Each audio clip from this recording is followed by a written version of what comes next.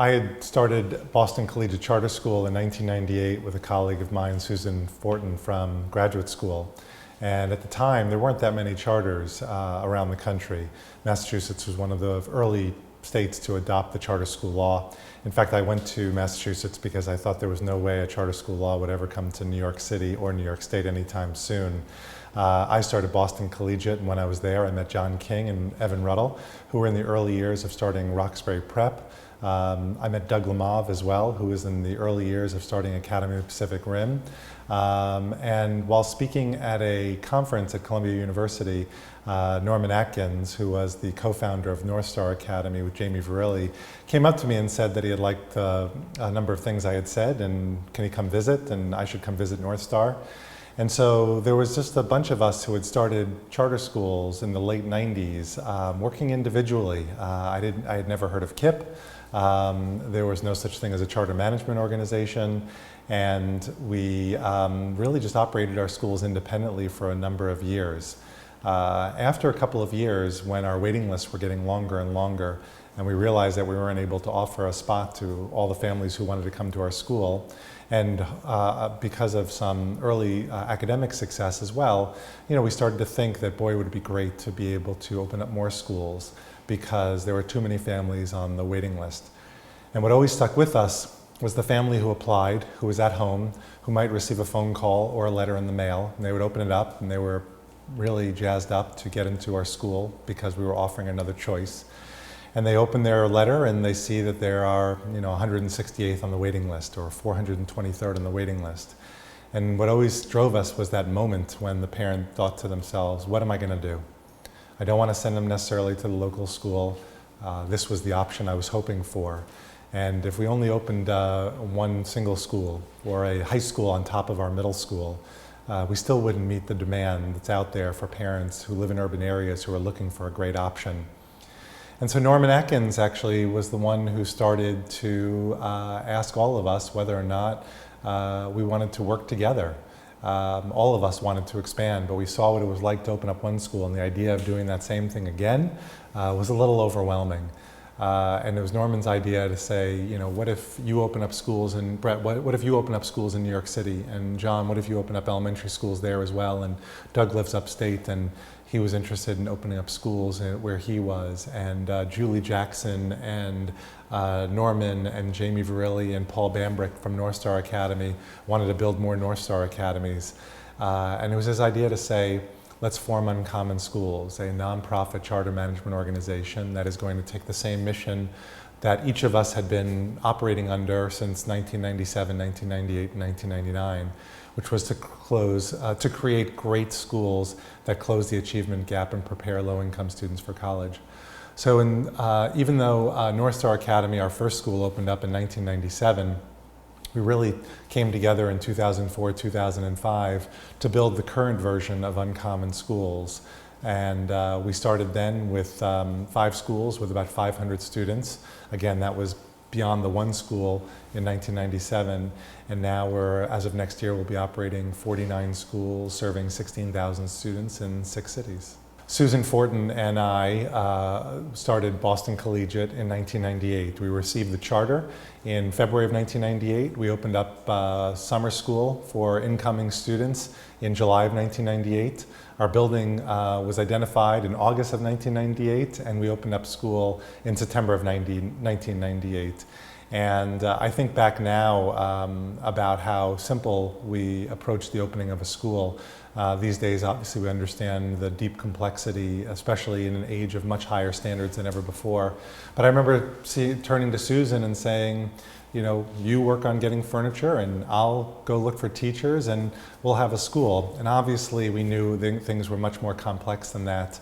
But I think I was a former teacher and in Brooklyn, and in my first year, I taught 5 history classes with at least 34 students in every class. Sometimes there were as many as 40 students in a class, just because there were students who wanted to be in the class. I taught 3 different subjects. Sometimes American history, government, and economics would be 3 different subjects within history. And I had no place necessarily to work every day. There were 3 minutes between every class. There were about 3,000 students in the school. And I really thought to myself that this isn't the way schools should be. If we were to go colonize another planet, this is not how we would set up the school system. With a new teacher and 5 classes and 34 kids in a class and 3 different subjects to prepare for every day and 3 minutes in between classes, a broken teacher's lounge with a broken soda machine and a broken couch and no place to work. So when we had the opportunity to open up Boston Collegiate, the first thing we did was we said, no one's going to teach more than 4 classes, no one's going to have more than 25 students in a class, everyone's going to have at least 2 hours off every day. Everyone's going to have a comfortable chair and a computer and internet access and a phone and all the things that every professional should have, because we wanted to make sure that our teachers felt appreciated, respected, and treated like professionals. We started with 120 students in grades 5 through 7. The school now serves over 700 students in grades 5 through 12. In 1998, because there weren't that many charters, there were a lot of applicants for each position. And everybody who applied had a tremendous amount of experience. And I'm looking back now I'm very appreciative of something that I didn't realize at the time, was how phenomenally talented. I knew the teachers were phenomenally talented, but just how phenomenally talented they would all turn into be leaders. John Clark was our founding math teacher.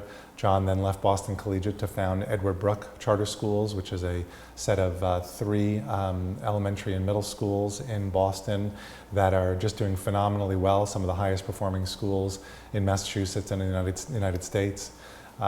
Toby Jackson was our founding science teacher. Toby actually is the chief academic officer of Match Charter Public High School, which started as a high school and now has expanded into the lower grades as well. Eileen Callahan was our founding history teacher. Eileen Callahan now works with Linda Brown and Sue Walsh at Building Excellent Schools to help identify future school founders. Brian Turner was the founding principal at Excel Academy, which is now a multi-campus, very successful charter school in Boston, and Brian was a founding English teacher of ours. Scott Given was a history teacher of ours, and Scott went on to not only take over for Brian at Excel Academy and make Excel Academy the school it is today, along with the founder Yutaka Tamura, but also Scott went on to found Up Academy, which is one of the first organizations to specialize in turning around underperforming district schools. And Up Academy has not only just done great work in Boston, but now has expanded to the rest of Massachusetts as well. Linda Brown is probably the most underrated part of the birth of charter schools, not only locally in Boston and Massachusetts, but nationally as an inspiration as well. Linda first headed the Massachusetts Charter School Resource Center, which was part of a think tank called Pioneer Institute.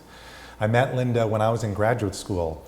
A classmate of mine had posted a job that the Pioneer Institute was looking for a graduate student to help a professor write a book on interdistrict choice in Massachusetts, 1 day a week.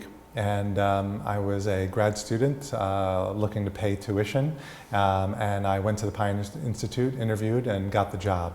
I worked every Tuesday from 9 to 5.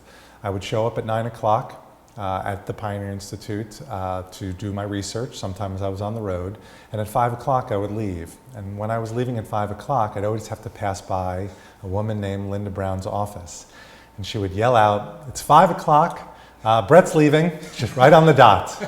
And I remember thinking to myself, come on here, give me a break. I'm a grad student, this is just a part-time job. But that was the first time I met Linda. She's inimitable, she speaks her mind, and she really was there in the early years. About 6 months pass, I've graduated from grad school, and I get a call from Linda Brown saying that there's some folks in Boston, particularly South Boston, that are looking to start a charter school. You gotta fly up. I was in New York at the time. I said, no, it's okay, I'm in New York, flying up to Boston seems like a lot. She goes, no, you should come. I'm not sure if they know exactly what they want or what they're doing, but I think you'd be great to just be a sounding board for them. And I said, Linda, this is just too much of a trip. And Linda said, the way all great figures do, Brett, you need to get on the flight and you need to come up. And I remember thinking at that moment the scene in Star Wars where they're trying to get into the bar and they have to pass by the stormtroopers, and Obi-Wan Kenobi mind melds the stormtroopers to just, that these aren't the droids you're looking for. And Linda does the same thing. She knows what you're going to do and what you should do before you even know. And I flew up to Boston, and I met with a group of people from South Boston who were looking, from the community, who were looking to start a charter school. That's where it all started. And it was all because of Linda Brown. In December 2013, Cammie Anderson, who was then the superintendent of Newark Public Schools, called us to see if we would be willing to take over a district school that was struggling. That in many cities, the policy usually was to close that school down. And what Cammie wanted to do was ask us and ask others that instead of closing down the school, will you continue to do the part that you're playing in Newark by not just opening up new schools as new charter schools, but also helping turn around a district school that might be struggling. I remember it was right before the winter holidays, and I remember thinking to myself that there's no way that I'm going to be able to convince our leaders that this is something they can take on 7 months later when the school year was going to begin. After a number of conversations, I asked the school leaders in Newark and at North Star, and they were unanimous. And they said, if we can help, we can. And if we can help, we should. And so we ended up working with the principal of North Star, of what was then called the Alexander Street Elementary School, to figure out a way to transfer the students who were in the school that year and who had been going to the school for years before, and come to our school.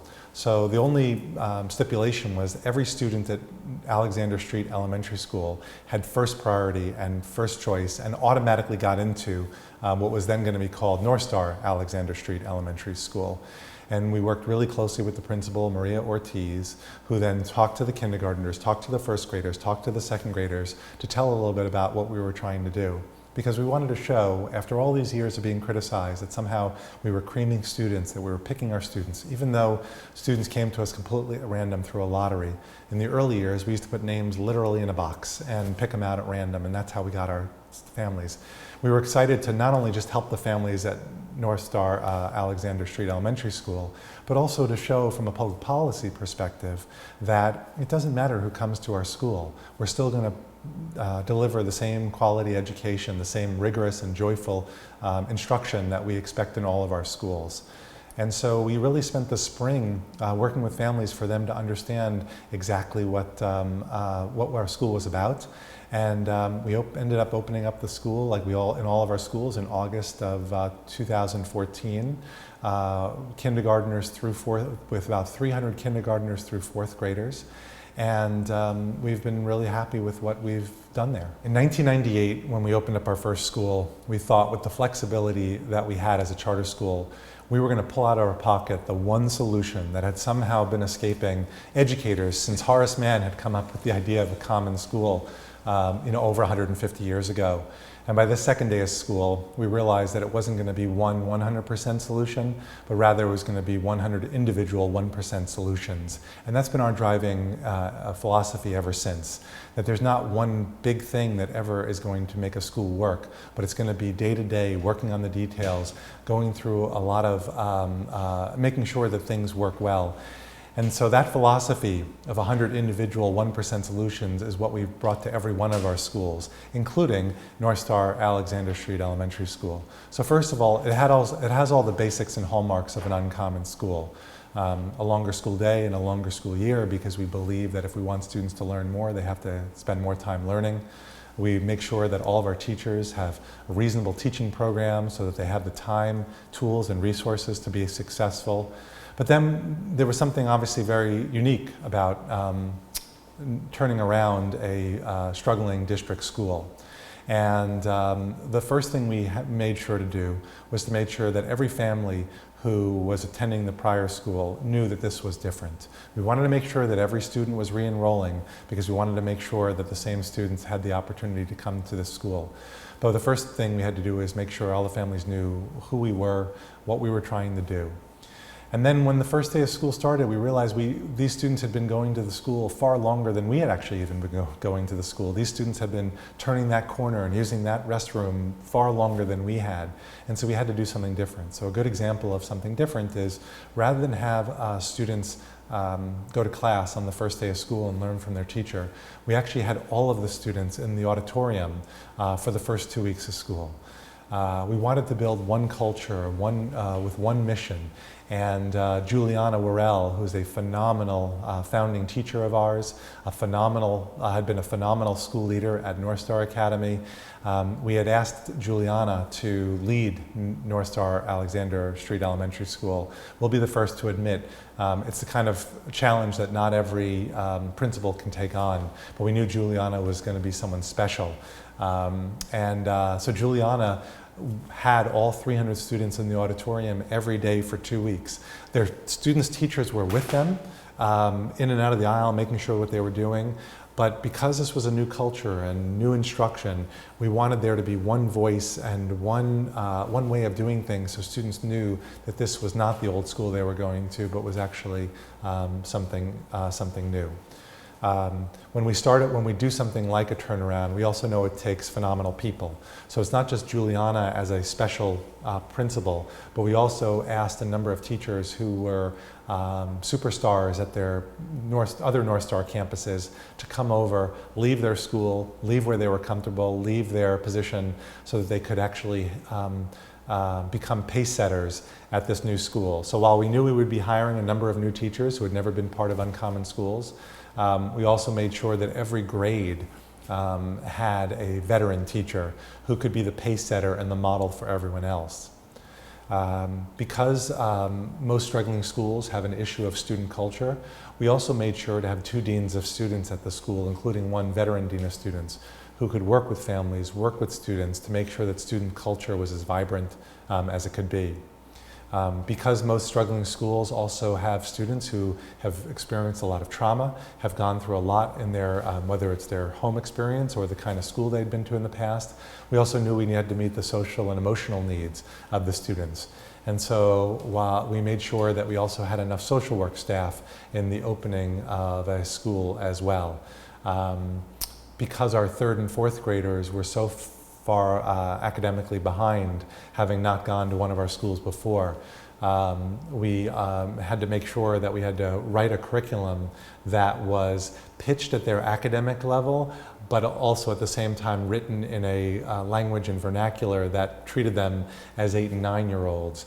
And so that was critical for us to do as well. And so actually our 3rd and 4th graders were taking 1st and 2nd grade assessments in the first few years.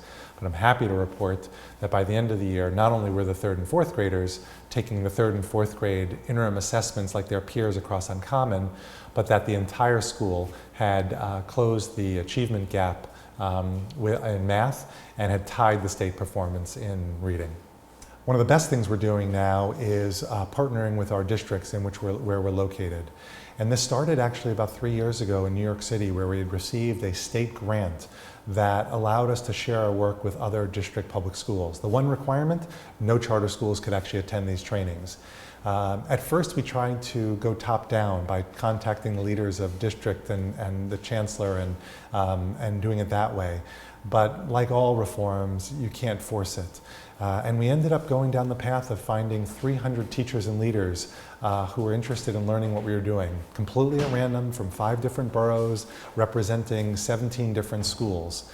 And they ended up coming to our trainings on Saturdays. They ended up visiting our schools. We ended up visiting our schools. And it went so well, they actually ended up being the folks to tell the chancellor and the districts and the folks who work in the district office, this is good stuff. We should be doing more of this. More schools should be going through this. And as a result of that, the chancellor contacted us to say, this is great for these 300, but I'd love for you to work with a specific district in New York City. And in New York City, the 32 districts are very large, 30, 40,000 students. We ended up meeting a very far-sighted district superintendent, Maury DeGovia, who was very excited to see our work in her district. And so we transformed from working with 300 teachers and leaders from 17 different schools to working with one particular district this past year. And within those districts, there are particular schools that are very excited. And one in particular comes to mind is the Brooklyn Landmark School. And they've not only made repeated visits to our schools to see what we're doing and what works at our schools, but we've had the opportunity to go to their school and not only see what's working at their schools to bring back to Uncommon, but also to see our work in a district context. So for example, we know that a longer day and a longer year is a hard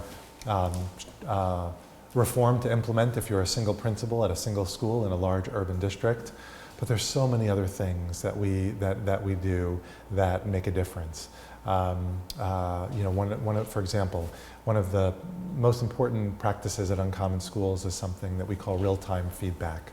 So instead of a principal observing a teacher and then waiting a couple of weeks to share what he or she saw, our principals, our instructional leaders, work with our teachers in the moment. So if they see students struggling with a question that a teacher asked, instead of just writing down notes on a pad that they then tell them 2 weeks later, do you remember when the students were struggling? This is what you should have done. Right then and there, the principal will raise their hand, the teacher will call on the principal, and the principal would say, Ms. Johnson, I have an idea for another question we could ask the class. And that gives, it's a subtle way of giving feedback to the teacher of the question that will break the logjam that the students are facing right now. This partnership with New York City has been so successful, it's now transferred to Newark as well. The superintendent of Newark went to go visit North Star Academy, Alexander Street Elementary School, which is our turnaround school that we took over from Newark Public Schools, and said, after visiting classes and seeing the results and seeing the data, seeing that we've closed the achievement gap in math and we've tied with the state performance, even though our students are 85% qualify for free and reduced lunch, they're tying the state in terms of performance. He came to visit North Star Alexander and he said, I want to bottle what you do. Since then, all the assistant superintendents have come to visit, and since then, we've now begun training Newark school leaders and Newark public school teachers on reading and math instruction, and we're looking forward to that expanding even further.